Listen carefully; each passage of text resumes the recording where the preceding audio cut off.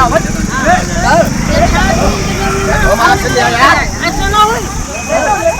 तरफ हो जाए, लोग जबरदस्ती कर रही है। अरे इस तरीके से ऐसे ही होगा। आप शिकायत करें उनसे देख लो। ये तुम्हारा घर है? हाँ, ये हमारे पुश्तैनी सदियों जमाने यहाँ हमारे आप समझो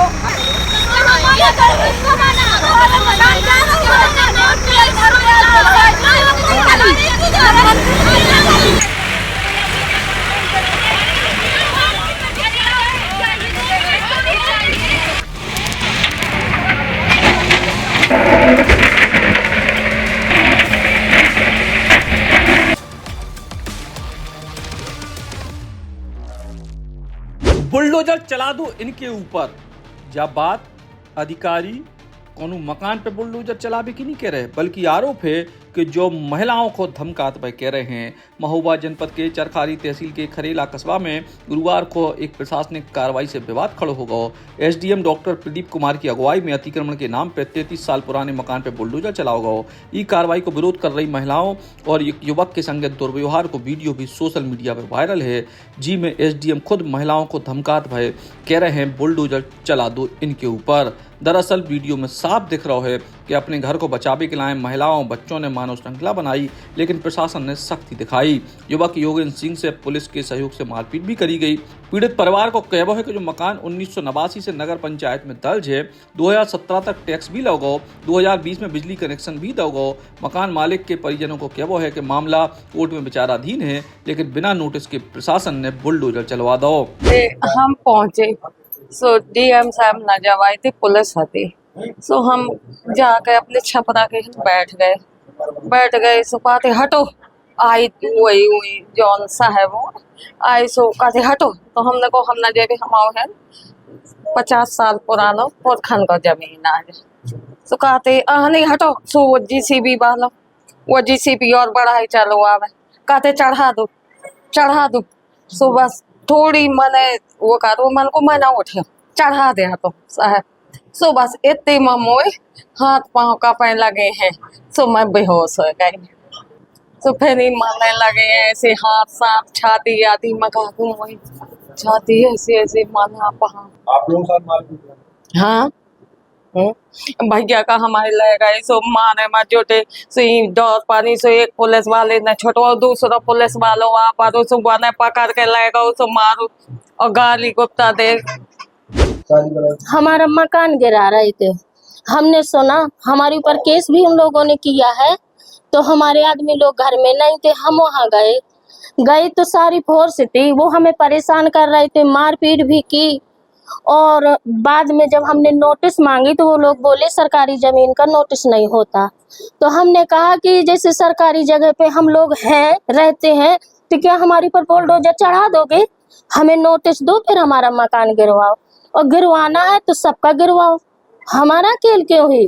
मगर ये चेयरमैन पुरानी रंजिश निकाल रहा है। वो 100 साल पुराना है हमारा खरियान, वहाँ हम लोग खरियान रखते हैं, और जो बूढ़े बुजुर्ग गुजर जाते हैं तो वहाँ हम जलाते भी हैं, मगर वो लोग नहीं माने। बहुत हमने जब सामान निकलवाने की कोशिश की, अपने लड़के को भेजा तो पुलिस वालों ने मारपीट की, दौड़ा के मारा। क्या चाहती हो आप? क्या चाहते हैं? हमारा मकान तो गिर गया, मगर हम अपनी जगह नहीं देंगे।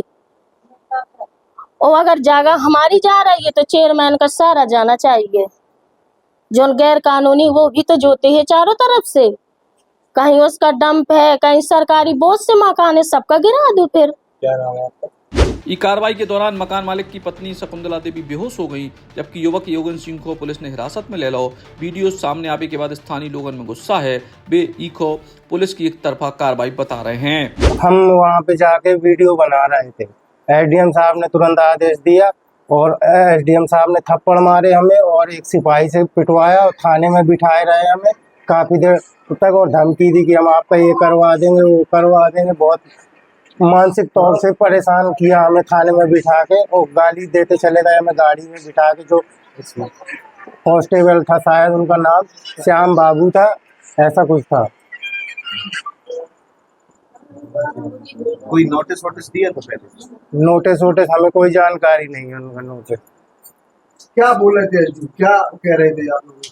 अभी हाँ, जब आए थे मकान के पास। हमें कुछ मालूम नहीं है, हमें तो फोन आया, जो वहाँ पे लड़का बैठता था उसका फोन आया कि भैया ये लोग आ गए, तो हम पहुँच गए वहाँ पे। तो हमने देखा कि जीसीबी थी, तो हम वीडियो बनाने लगे। वीडियो बनाने तो बोला इनको पकड़ो, तो एक कांस्टेबल ने पकड़ा हमें। एसडीएम साहब हमें थप्पड़ मारने लगे तुरंत। इसके बाद में हमें गाड़ी में बिठाया। कांस्टेबल था उसमें, उसका नाम शायद श्याम बाबू या बाबू श्याम था। वो हमें पकड़ के ले गया गाड़ी में और थाने में बिठाया। वहाँ पे हमें धमकियाँ वगैरह देता रहा वो। मारपीट किसने किया? एसडीएम साहब ने। एसडीएम ने भी मारा हमें और कांस्टेबल ने भी मारा। क्या चाहते हैं? न्याय चाहते हैं और क्या चाहते हैं। अच्छा, महिलाओं के साथ भी अपराध करते थे? जी, क्या कह रहे? महिलाओं को गाली दे रहे थे और खचोड़ रहे थे, धक्का। बल्कि हमारी आंटी जो थी ना, वो बेहोश हो गई थी वहीं पे। उनको बोल रहे थे खचोड़ो इनको, फेंको यहाँ से।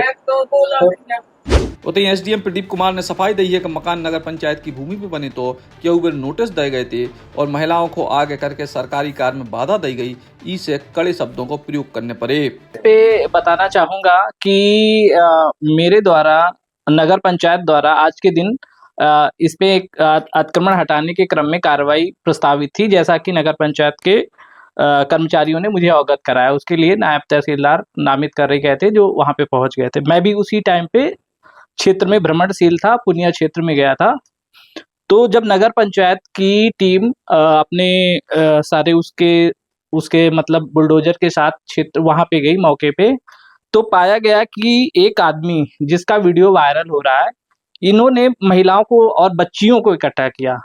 मतलब बच्चियां जो कि अभी 18 साल की एज भी नहीं है, और उनको एक हथियार की तरह आगे कर दिया, जबकि इनको पूर्व में सूचना थी कि इनको मेरे द्वारा खुद मौखिक तौर पे संबंधित व्यक्ति को थाना दिवस में यह सूचित किया गया था कि आपके द्वारा सरकारी जमीन पे अवैध कब्जा किया गया है, जिसपे एक सार्वजनिक कार्य बारातशाला प्रस्तावित है। थाना दिवस में सूचना दी गई। उसके पहले हमारी टीम ने इनके कहने पे, मतलब जो हमारे अतिक्रमणकारी हैं, इनके कहने पे हमने दोबारा इनकी संतुष्टि के लिए नाप भी करवा दी थी, परंतु उसके बाद भी इन्होंने शासन के आदेशों की अवहेलना करते हुए वहां पे तारबाड़ी करी। मतलब ये सब कार्रवाई करने के बाद इन्होंने तारबाड़ी करी। उसके बावजूद भी इनको हमने 3-4 दिन पहले ऐसे मौखिक तौर पे सूचित किया कि आप ये हटा लीजिए, यहाँ पे बारातशाला बन रहा है। तो ये जो वीडियो वायरल हो रहा है, तो ये एक प्रयोजित था इनका कि शासकीय कार्य में कैसे बाधा उत्पन्न की जाए। जब आपको सूचित था तो महिलाओं को लाने की क्या जरूरत थी वहां पे? तो इन्होंने महिलाओं को और बच्चियों की, जैसा कि आप वीडियो में देख सकते हैं, बच्चियां शायद 12-15 साल की ही है, और मेरे द्वारा उनको बताया गया है कि आप लोग हट जाएं। और जहां पे आप शायद वीडियो में सुन रहे होंगे कुछ, तो वो केवल एक टैक्टिक है, क्योंकि उन्होंने ऐसी टैक्टिक लगाई तो उनको हटाने के लिए मेरे द्वारा ये बोला गया कि ऐसा करो तभी हटेंगे ये।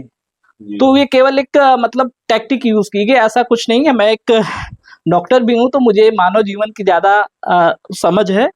तो वो सब टैक्टिक है। उन्होंने अपनी तरफ से मानव श्रृंखला बना के शासकीय कार्य को रोकने की पुरजोर कोशिश करी। उसको हमने रोकने के लिए ये जो आपने शब्द सुने होंगे वो वही है। सर जैसे आपकी तरफ से नोटिस भी दिया गया उनको, क्या उस पर वो अमल नहीं ला रहे थे? नहीं, एक्चुअली हद तो ये बात है कि वो खुद स्वीकार करते हैं कि उनका जमीन पे नहीं है, अवैध है वो, लेकिन उनका कहना है कि मेरा बहुत दिनों से कब्जा है तो मैं कैसे छोड़ूं। और दूसरा क्या है कि वो भी कब्जा किए हैं, मतलब उनको उनकी पर्सनल लड़ाइयां हैं चेयरमैन से, तो उसके बिहाफ पे ये लोग मतलब नहीं हटाना चाह रहे, क्योंकि उनको ज्ञात है कि उनका गलत है। और दूसरा एक चीज और बता रहा हूँ, उनके द्वारा वहां पे व्यवसायिक कार्य किए जा रहे हैं।